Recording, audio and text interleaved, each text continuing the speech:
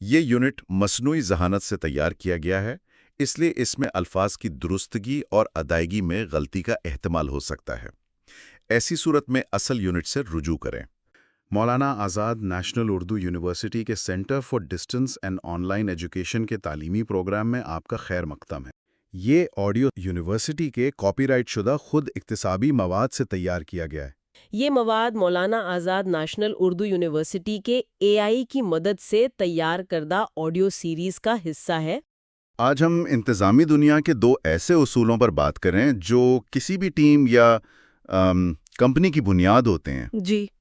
پہلا ہے دائرہ نگرانی، یعنی ایک مینیجر کتنے لوگوں کو مؤثر طریقے سے سنبھال سکتا ہے۔ صحیح۔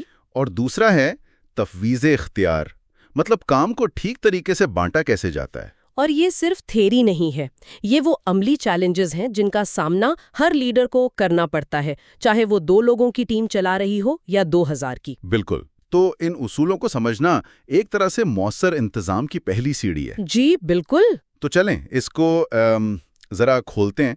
دائرہ نگرانی کا جو تصور ہے یہ تو کافی پرانا لگتا ہے۔ ہاں، یہ 1921 میں برطانوی فوج کے ایک جنرل سر ایان ہیملٹن نے اپنی کتاب میں پیش کیا تھا۔ اچھا، تو بنیادی سوال وہی ہے کہ ایک باس کے نیچے کتنے لوگ ہونے چاہیے تاکہ کام بھی ٹھیک ہو اور کوئی جو ہے نظر انداز بھی نہ ہو۔ دلچسپ بات یہ ہے کہ اس کا کوئی ایک جادوئی نمبر نہیں ہے۔ ہمارے پاس جو مواد ہے وہ بتاتا ہے کہ مختلف ماہرین کی رائے الگ ہے۔ جیسے ہنری فیول کہتے ہیں کہ 5 سے 6 لوگ مثالی ہیں، جبکہ لوتھر گلک کے مطابق اعلیٰ سطح پر 4 اور نچلی سطح پر 8 سے 12 افراد کی نگرانی کی جا سکتی ہے۔ تو اس کا مطلب یہ کوئی پکا اصول نہیں، یہ حالات کے حساب سے بدلتا ہے۔ بالکل، یہ ایک گائیڈ لائن ہے۔ یہ ایک اہم نقطہ ہے، مطلب ایک ہی کمپنی میں سیلز ٹیم کا دائرہ نگرانی شاید وسیع ہو سکتا ہے۔ جی، کیونکہ ان سب کا کام ملتا جلتا ہے۔ جبکہ ریسرچ اینڈ ڈیولپمنٹ ٹیم کا دائرہ تنگ رکھنا بہتر ہوگا، کیونکہ وہاں ہر فرد کا کام زیادہ پیچیدہ اور منفرد ہوتا ہے۔ بالکل، اور دیکھیں اس کے دونوں طرف اثرات ہیں۔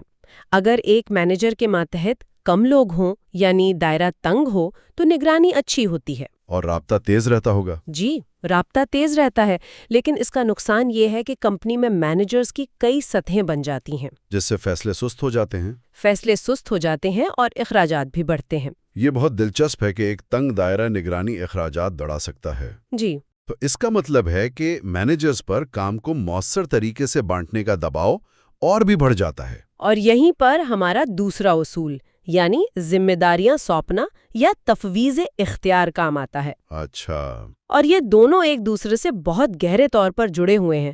اگر ایک مینیجر مؤثر طریقے سے کام بانٹنا جانتی ہے تو وہ زیادہ لوگوں کی ٹیم سنبھال سکتی ہے۔ مطلب اس کا دائرہ نگرانی وسیع ہو جاتا ہے۔ بالکل، یہ صرف کام کا بوجھ کم کرنے کا طریقہ نہیں، بلکہ اپنی ٹیم کے لوگوں کی صلاحیتوں کو نکھارنے اور ان میں اعتماد پیدا کرنے کا ذریعہ بھی ہے۔ مواد کا یہ حصہ مجھے سب سے دلچسپ لگا، جہاں کام بانٹنے کی راہ میں جو رکاوٹیں ہیں ان کی بات کی گئی ہے۔ جی، یہ تو نفسیات اور انتظامی حکمت عملی کا ایک بہترین امتزاج ہے، خصوصاً شخصی رکاوٹیں۔ ہاں، یہ بہت عام ہے۔ مواد کے مطابق کئی مینیجرز اس خوف کا شکار ہوتے ہیں کہ اگر ماتحت نے زیادہ اچھا کام کر لیا تو کہیں وہ ان کی جگہ نہ لے لیں۔ اچھا، یہ تو انسانی فطرت ہے۔ جی، یا پھر وہ انا کا شکار ہو جاتے ہیں کہ یہ کام مجھ سے بہتر کوئی نہیں کر سکتا۔ کچھ کو اپنی ٹیم پر بھروسہ نہیں ہوتا یا وہ ٹھیک سے ہدایات نہیں دے پاتے۔ لیکن کیا یہ خوف آج کی دنیا میں بھی اتنا ہی حقیقی ہے، جہاں تو ٹیم کی کامیابی کو مینیجر کی کامیابی سمجھا جاتا ہے؟ دیکھیں، ثقافت بدل رہی ہے، لیکن یہ انسانی خوف اب بھی موجود ہے۔ بہترین مینیجر وہ نہیں جو سارا کام خود کرے، بلکہ وہ ہے جو دوسروں کو کام کرنے کے قابل بنائے۔ کوئی مثال؟ اس کو ایسے دیکھیں جیسے ایک ریسٹوراں کا مالک، وہ خود کھانا نہیں پکا سکتا، آرڈر بھی نہیں لے سکتا اور صفائی بھی نہیں کر سکتا۔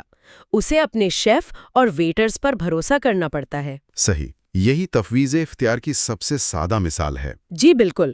تو اس سب کا کیا مطلب ہے؟ اصل نقطہ صرف توازن کا نہیں ہے، بلکہ یہ سمجھنا ہے کہ تفویض اختیار وہ چابی ہے جو دائرہ نگرانی کا تالا کھولتی ہے۔ واہ، کیا بات کہی ہے! آپ جتنا بہتر کام بانٹنا سیکھیں گے، اتنے ہی زیادہ لوگوں کو مؤثر طریقے سے سنبھال پائیں گے۔ ایک کے بغیر دوسرا محض ایک محدودیت ہے۔ بالکل درست۔ یہ مواد ہمیں تنظیمی ڈھانچے کی بنیاد سمجھاتا ہے۔ تو آخر میں سامعین کے لیے کوئی سوچ؟ جی، آخر میں ایک سوچ۔ مواد یہ بھی واضح کرتا ہے کہ کام بانٹنے کی کچھ حدود ہیں۔ اچھا، کیا مطلب؟ ایک مینیجر کو کبھی بھی حتمی مالی منظوری، نئی پالیسیاں بنانے یا اہم بھرتیاں کرنے جیسے اختیارات تفویض نہیں کرنے چاہیے۔ صحیح، یہ تو بہت اہم اختیارات ہیں۔ جی، اور یہ ہمیں اس سوال پر سوچنے پر مجبور کرتا ہے کہ کسی بھی تنظیم میں اپنی ٹیم کو بااختیار بنانے اور حتمی کنٹرول اپنے پاس رکھنے کے درمیان بہترین توازن کیا ہے۔